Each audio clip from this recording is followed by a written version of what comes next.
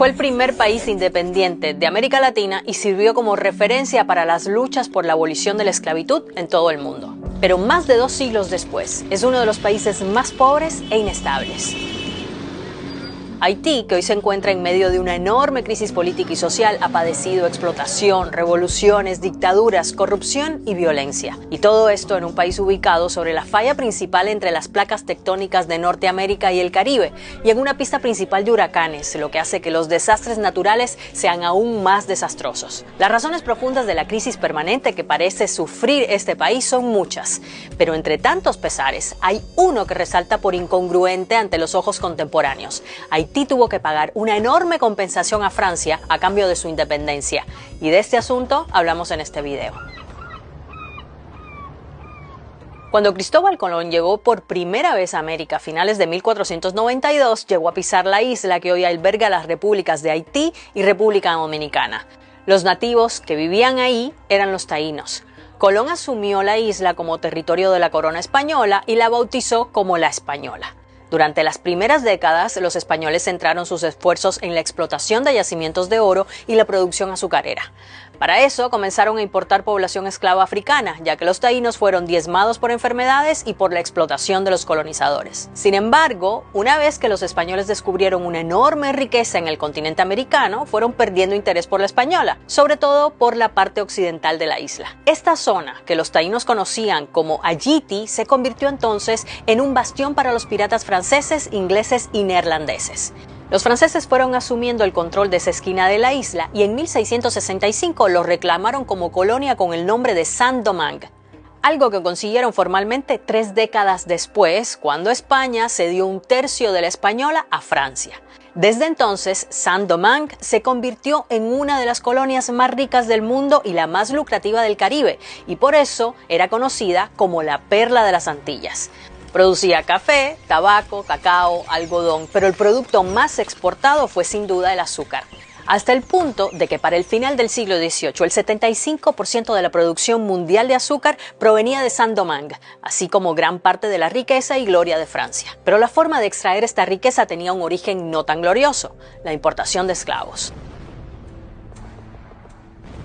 Con Francia en control de la zona, el ritmo de importación de esclavos africanos se multiplicó y se calcula que en menos de un siglo se pasó de 5.000 esclavos a 450.000. Esto contando con que como promedio los esclavos morían unos 10 años después de llegar. Sus condiciones de vida eran muy duras en las plantaciones y recibían brutales castigos. Además, en la isla había unos 70.000 hombres libres, de los que la mitad eran mestizos y negros libertos. En ese contexto estalló en 1789 la Revolución Francesa y las reclamaciones de libertad, igualdad y fraternidad se extendieron también a Saint-Domingue. Primero fueron los libertos y los mestizos los que pidieron que se les aplicara la Declaración de los Derechos del Hombre, pero sus demandas fueron reprimidas y en 1791 fueron los esclavos negros los que se rebelaron, destruyendo las plantaciones y ejecutando a todos los blancos que vivían en la región. Fue la primera acción de un levantamiento que se convirtió en una guerra civil de 12 años y en una batalla frontal contra las fuerzas de Napoleón Bonaparte.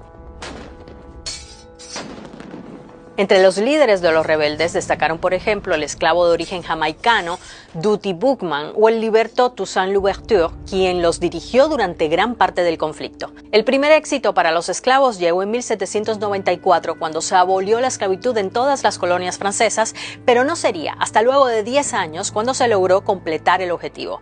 El 1 de enero de 1804, Saint-Domingue declaró su independencia, aunque cambió su nombre por uno que recuerda al que usaban los nativos taínos: Haití. Y Jean-Jacques Dessalines se convirtió en su primer gobernante.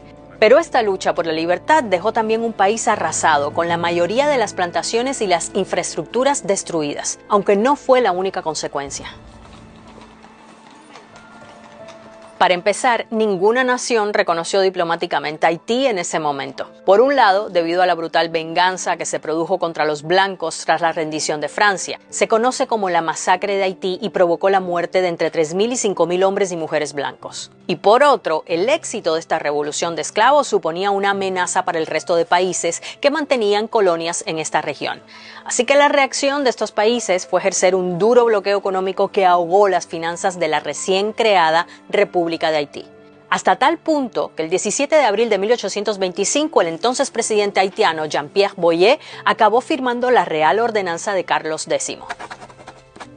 Con ella, Francia prometía el reconocimiento diplomático de Haití. Eso sí, a cambio de un arancel del 50% de reducción a las importaciones francesas y, sobre todo, una indemnización de 150 millones de francos, a pagar en 5 cuotas.